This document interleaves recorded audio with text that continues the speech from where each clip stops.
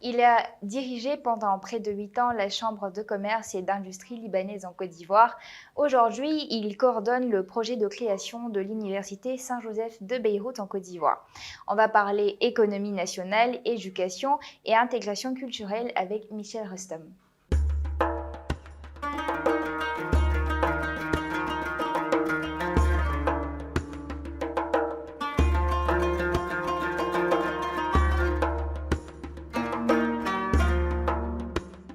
Bonsoir Michel, Bonsoir. j'espère que tu vas bien. Dieu merci, C'est très un bien. plaisir de te recevoir dans Sawa. Je vais débuter l'émission en rentrant directement dans le vif du sujet par rapport à la Chambre de commerce et d'industrie. Comment est-ce que tu décrirais l'importance de l'intégration des différentes entreprises libanaises dans le tissu économique ivoirien? Alors, non, l'intégration, je dirais qu'elle est presque parfaite. Comme dans toute chose, c'est toujours possible de faire mieux, évidemment. Mais l'intégration, elle est, à mon avis, très bonne de l'expérience que j'ai pu avoir et voir, de ce que j'ai pu voir. Elle est très bonne et elle s'améliore de plus en plus avec le temps. C'est entre autres grâce au travail de la Chambre. Mais pas que, je pense que les Libanais ou les Ivoiriens d'origine libanaise qui sont en Côte d'Ivoire, ils sont de plus en plus sensibles à la nécessité de s'intégrer dans le tissu économique et administratif, légal en Côte d'Ivoire. Et puis aussi, ils en sont un peu contraints. Ils y sont un peu contraints, pardon, par le, par la concurrence qui vient, l'ouverture de la Côte d'Ivoire voilà, donc il faut se formaliser, il faut s'organiser pour pouvoir faire face à toutes ces entreprises pardon, qui viennent de l'étranger, qui arrivent avec des outils euh, technologiques, etc., qui sont Beaucoup plus moderne plus à la d'ailleurs. pointe, plus modernes. Et la nécessité de se formaliser, de se former aussi, fait que on est obligé à un moment de s'intégrer. Donc que ce soit par la bonne foi de beaucoup ou par la contrainte, l'intégration de toute façon, Du coup, de gré ou de force. de gré ou de force, l'intégration elle est bonne et elle est de mieux en mieux, elle est meilleure de jour en jour. Et ça m'amène du coup à te demander, c'est quoi l'importance d'une chambre de commerce et d'industrie pour un pays, précisément ici pour le Liban? Quel est le rôle palpable qu'il joue dans les entreprises libanaises?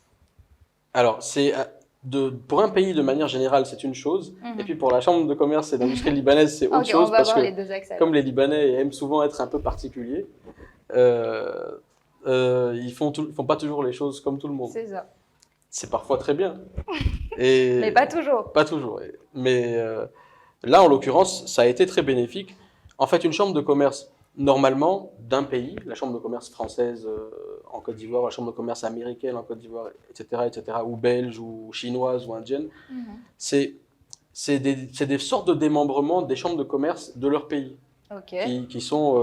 qui s'implantent, on va dire, dans un pays d'accueil, où il y a un certain nombre de personnes ressortissant de ces pays-là qui sont installées, pour un peu faire un travail administratif, de gestion, de fédération, fédérer un peu ces acteurs économiques-là, et puis de les guider, etc. etc.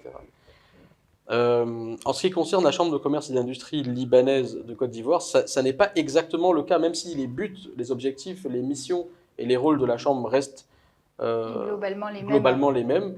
La constitution n'a pas été faite de la même façon parce que les créateurs, les initiateurs de la Chambre de commerce et d'industrie libanaise de Côte d'Ivoire ont voulu qu'elle soit complètement apolitique, areligieuse, qu'elle soit complètement distincte d'un très quelconque... indépendante de Et voilà, l'État très indépendante. finalement. Et puis surtout parce que ça a trait aussi à la configuration même des sociales des Libanais qui sont là. C'est souvent, pour la plupart, c'est des Libanais qui sont là depuis longtemps, qui sont ivoiriens,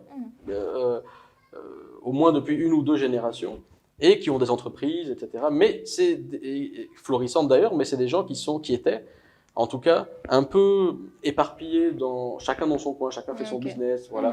Et l'idée, c'était de les fédérer, à la fois pour être en mesure de leur dire quels sont leurs devoirs, et pour leur permettre de s'intégrer dans le tissu légal et économique ivoirien, mais aussi quels sont leurs droits, parce qu'ils étaient souvent abusés aussi à cause de ça.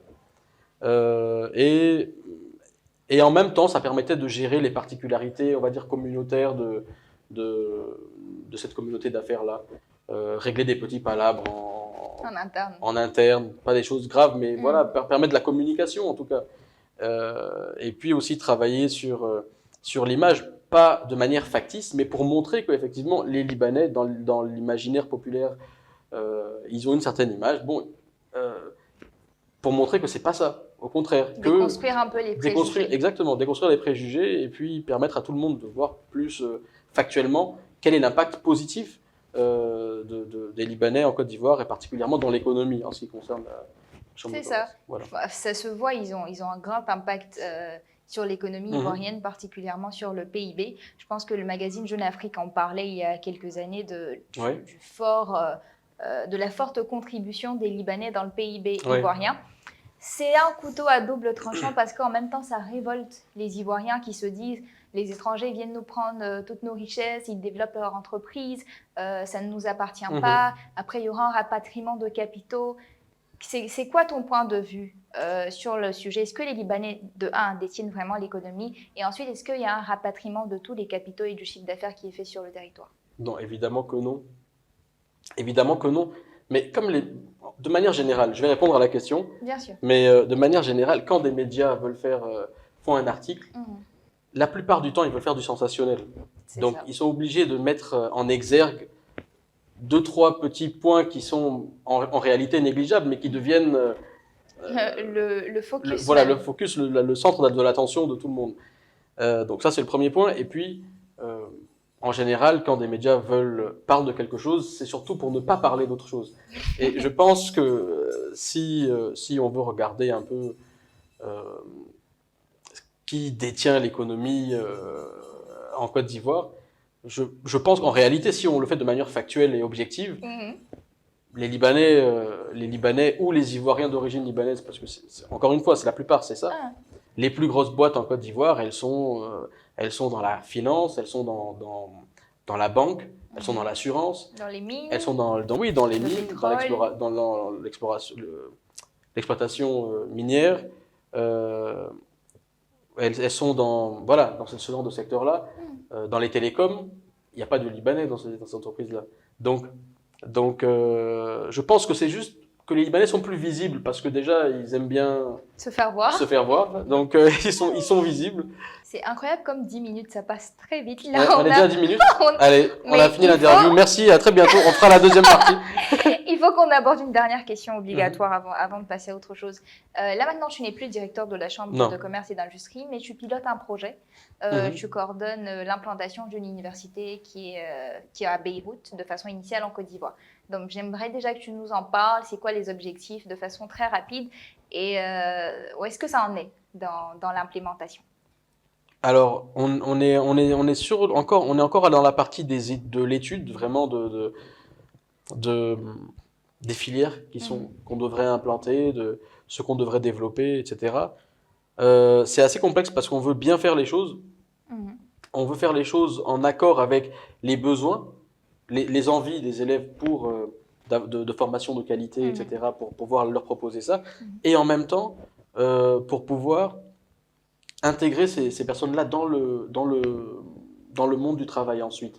Okay. Donc, il faut en tout cas qu'on voit quels sont les domaines qui sont porteurs, quels sont les secteurs ou les filières qui sont demandés par les entreprises, et puis quel genre de compétences les entreprises en Côte d'Ivoire, de quoi elles ont besoin.